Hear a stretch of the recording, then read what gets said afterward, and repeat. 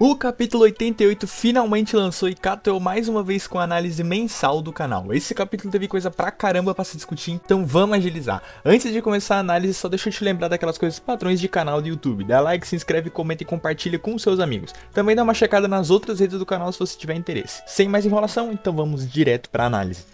O capítulo começa dando um contexto sobre os deuses primordiais, deuses que nasceram do caos do início. Só aqui nessas primeiras duas páginas já tem muita coisa a se falar. Primeiro eu acho que fica meio evidente a inspiração com a origem da mitologia grega, de tudo surgindo do caos. Agora, se o caos desse início tem algo a ver com o golpe caos do Beelzebub, é quase que um mistério.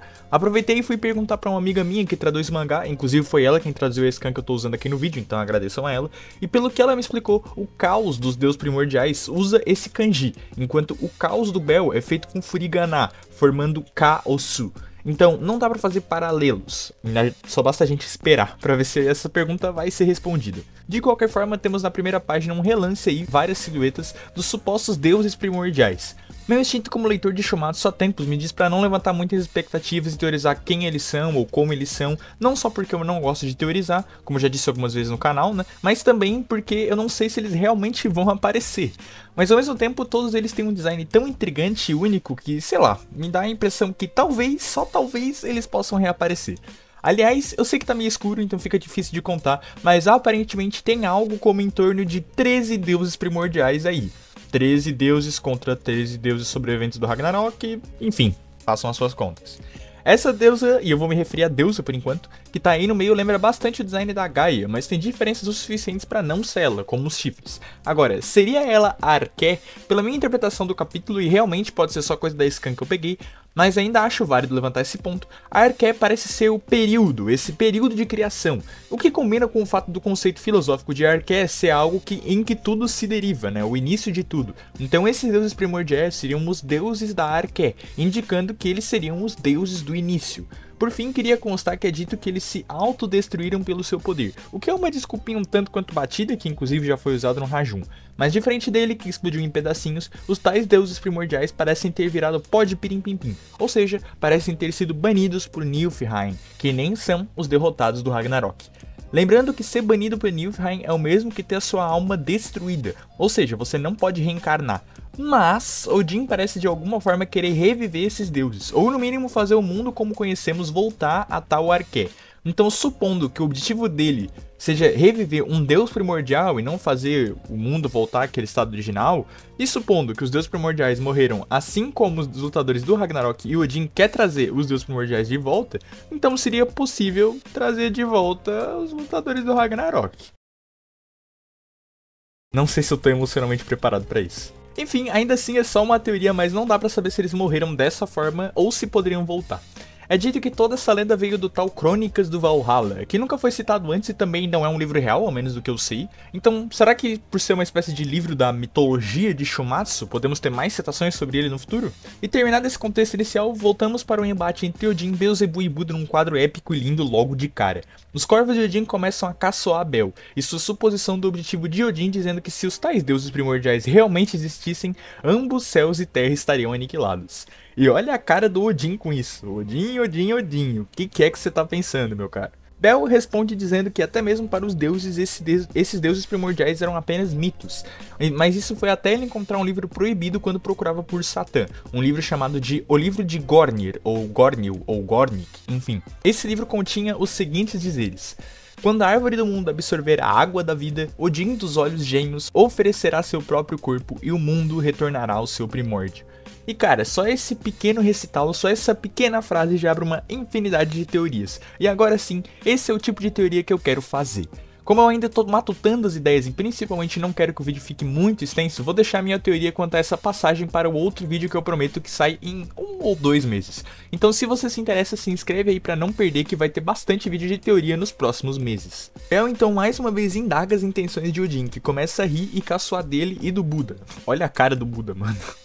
Então a sua aura exala mais uma vez, ao mesmo tempo que ele brande a Gungnir se autoproclamando Lorde da Loucura e Lorde da Raiva. Mas antes que Odin pudesse fazer qualquer coisa, raios emanam pelo ambiente e Thor é quem aparece para botar ordem no local. E eu vi algumas pessoas dizendo que o Thor se teleportou pro meio do confronto, mas na real pra mim tá meio claro que ele só foi andando mesmo, ao menos é o que dá a entender nos quadros em que realmente mostra ele caminhando até o meio do confronto. Odin já sente que Thor tava lá pra atrapalhar ele, né, e o Thor responde Odin com um leve sorrisinho, quase imperceptível. Inicialmente o Buda pensou que o Thor tinha aparecido lá pra ajudar o seu pai, mas é então que o próprio Thor revela que tava lá pra impedir que todos eles lutassem.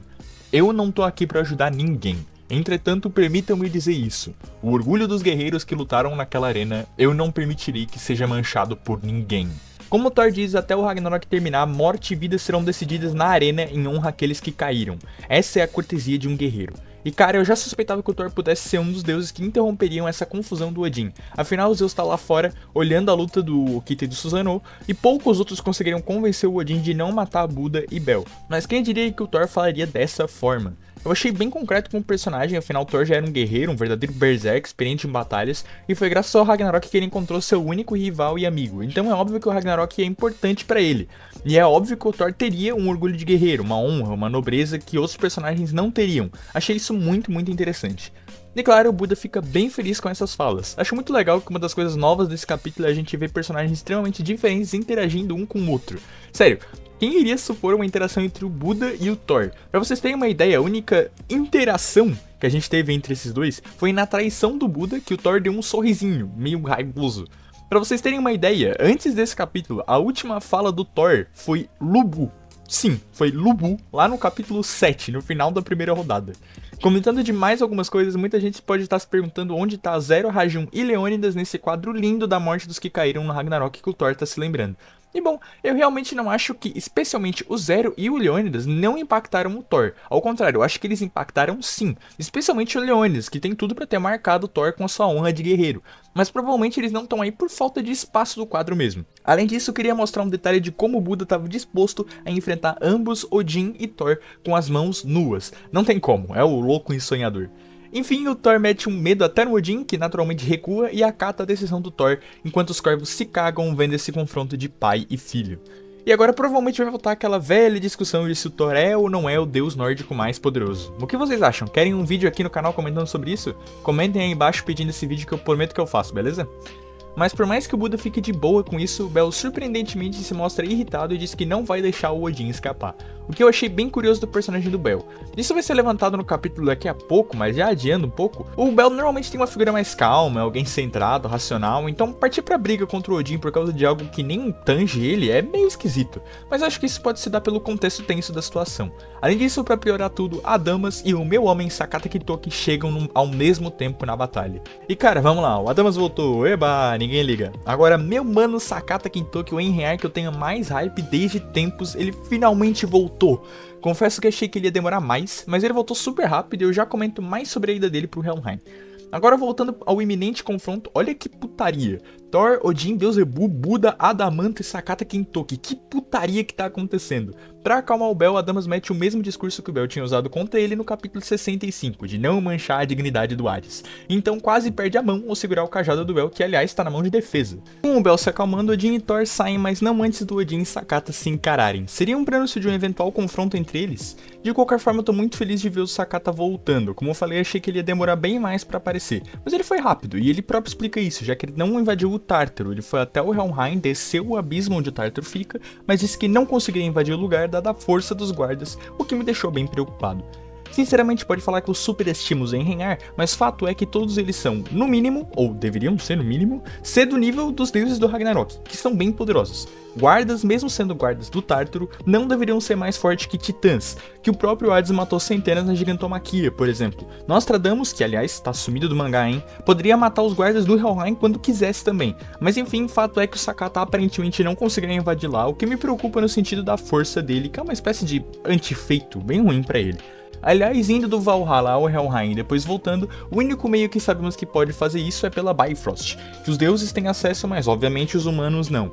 Portanto, fica meio óbvio que o Sakata simplesmente invadiu o lugar e chutou a bunda dos guardas da Bifrost, que é o esperado dado o nível de força dos Einherjar. Como falei antes, Nostradamus poderia fazer isso também.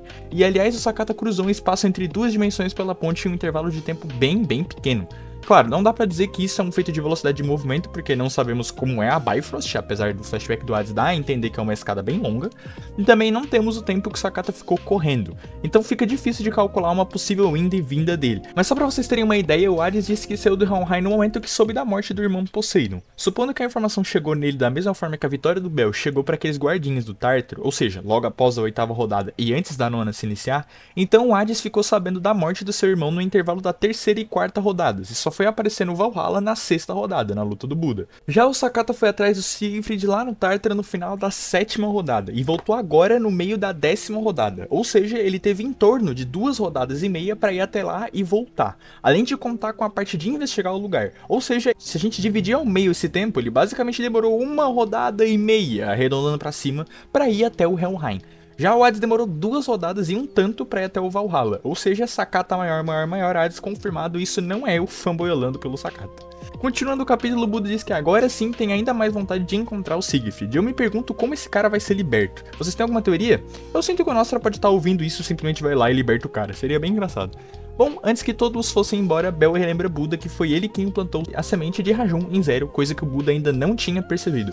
E pra falar a real, isso é meio que um anti-fit do Buda pro Buda também, no sentido de inteligência pelo menos.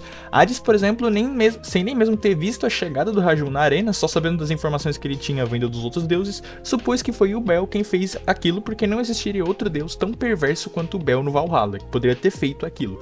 Mas o Buda não supôs o Bel como responsável, o que eu chuto ser muito pelo fato do Buda ser um deus isolado, sem muitas conexões no Valhalla. Mas até aí o Hades também era, então no final pode ser que o Buda só seja burro mesmo. E o Bel fica provocando o Buda, dizendo que ele com certeza quer matá-lo, claro, afinal o Bel busca a morte. É então que uma hora tensa se coloca, mas o Buda corta o clima dando um soquinho no Bel e explicando que odiar o Bel seria trair a confiança que Zero depositou e a promessa que eles fizeram juntos. E cara, muito legal o jeito que a história tratou esse conflito Buda-Bel.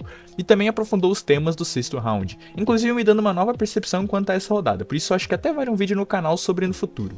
Eu tô prometendo vídeo, hein? Espero que eu cumpra o que eu estou prometendo. Assim, Bel diz que Buda é um cara bem complicado, da mesma forma que ele dizia pro Hades, olha só, e a convida a, caso mudasse de ideia, poderia tentar a sorte de matar o Bel, dizendo que Buda provavelmente conseguiria. Olha só, o que vocês acham? Buda venceria o Bel? Acho que é bem discutível, mas no estado em que o Buda tava aí, né, sem arma, sem nada, acho difícil, mas já aí fica o tapa na cara para aqueles que acham que o Buda é fraco. O próprio Bel cogita ele como um postulante a matá-lo, coisa que ele não fazia com o Tesla no começo da luta, então admitam que o Buda é sim muito forte. Com isso, cada um vai pro seu lado, e eu acho difícil vermos Bel e Adamas de volta. Talvez o Adamas fique ali com o Ares, o Hermes e os Zeus, mas acho que não, acho que ele vai ficar de stand-by, assim como o Thor e o Odin, que não acho que vão ter participações expressivas como telespectadores da 10ª rodada. Talvez o Buda e o Sakata, que estão andando juntos agora, né, possam ser um elenco de apoio ali na luta. Eu acharia irado a duplinha Sakata-Buda comentando a luta de Okita e Susanoo, quem sabe até o Adamas não se junta a eles, né? E por falar em elenco de apoio, nós voltamos ao confronto de Okita e Susanoo, como boa parte da plateia em choque sem conseguir acompanhar a luta deles. No capítulo passado eu já havia falado que Okita tinha superado a velocidade de percepção do Ares e era portanto mais rápido que o Meteor Jabs dos Zeus, mas claro, agora fica ainda mais claro que ambos Okita e Susanoo são extremamente rápidos, talvez tocando ali no top 5 ou até no top 3 mais rápidos do verso. Eu vou comentar mais sobre isso no meu Twitter, então caso vocês tenham curiosidade, segue lá. E vamos aí a uma contextualização dos que vão ver a luta, no caso Shiva, Brunilde e Gol, que não apareceu há um tempinho, né? Jack, Overtyr, além de, claro, Hermes, Zeus e Ares, que juntos com o Shisengumi, Sasaki, Hist e Musashi e o Anubis, devem terminar o elenco de apoio da luta, alguns tendo mais destaques e falas, outros só pequenas participações rápidas. E quanto à luta, Okita e Susanoo trocam golpes frenéticos e rápidos que cortam parte da cidade. Achei um detalhe muito legal e o jeito que a luta transmitiu velocidade foi muito boa. Você já volta pra luta com ela fervendo em alto nível. Okita desfere seu Ryubi-ken, mas Susanoo contra-ataque e acerta Okita por pouco, que é o first blood da luta, né, apesar de não ser um golpe relevante. Heindel então meio que narra que a gente não viu e comenta sobre a Shinra Yao Yorozu do Susanoo, que eu achei uma habilidade extremamente sem graça.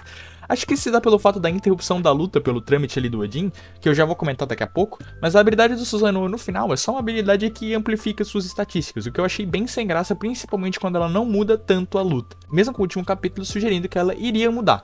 Óbvio, o Susanoo evidentemente ainda tem mais a mostrar, mas eu achei muito sem graça essa habilidade. Detalhe pros Zeus falando que punhos são melhores que espadas e também pro Anubis hypado pra luta dizendo que sente um cheiro de morte exalando do Okita. Será que o Anubis vai enfrentar alguém com um cheiro de morte também? Ou talvez alguém sem nenhum cheiro de morte? Vai saber, né? Fato é que a morte se torna o tópico da luta agora, com Okita sendo comparado a Susanoo em diversos aspectos, mas superando-o na quantidade de vezes que ficou perto da morte, então se adaptando à batalha. Com isso, Okita contra-ataca Shinra e Aorozu com uma stance, uma postura sem forma, e avança em Susanoo, que não conseguiu acompanhar o que aconteceu, o que é um puta feito de velocidade de movimento. Sério mesmo, Okita tá demonstrando feitos assustadores de velocidade. E claro, de Battle Key, porque Okita deflete a espada do Susanoo, acerta o seu braço com a bainha para desestabilizá-lo, então desfere um corte em cheio no deus, o primeiro golpe aparentemente irrelevante do combate. E é aqui que termina o capítulo. Cara, eu achei esse capítulo muito bom, cheio de coisas a se comentar, mas infelizmente uma coisa que eu tenho que criticar é a 10ª rodada tá sendo interrompida de maneira um tanto quanto brusca, o que não só tira o foco dela, como também acaba ferrando seu pacing, como por exemplo no caso que falei da Shinra e a Aorozu do Susanoo basicamente nem ter relevância, e agora mesmo que não vai ter, já que o Okita superou ela. Então infelizmente, por mais que tenha sido muito legal esse plot do Odin, a interação dos personagens e tal, ela tá comendo, né, um tempo do 10º round que eu não gostaria. Então agora, os próximos capítulos vão ser responsáveis por de fato elevar essa luta e fazê-la ficar boa de verdade, dando foco total a ela e aos dois personagens que ela apresenta. Enquanto isso não acontece, vamos discutir, teorizar e debater sobre tudo o que aconteceu e vai acontecer aí nos comentários. Comenta aí embaixo o que você achou do capítulo e claro, dá like e se inscreve para mais vídeos assim. Seu like e compartilhamento nesses vídeos de análise ajuda muito para fazer o canal chegar em mais pessoas, então conto com o seu apoio. Agradeço o apoio dos boosters do server do Discord por ajudar o canal a crescer e agradeço você por ter ficado até aqui. Até mais.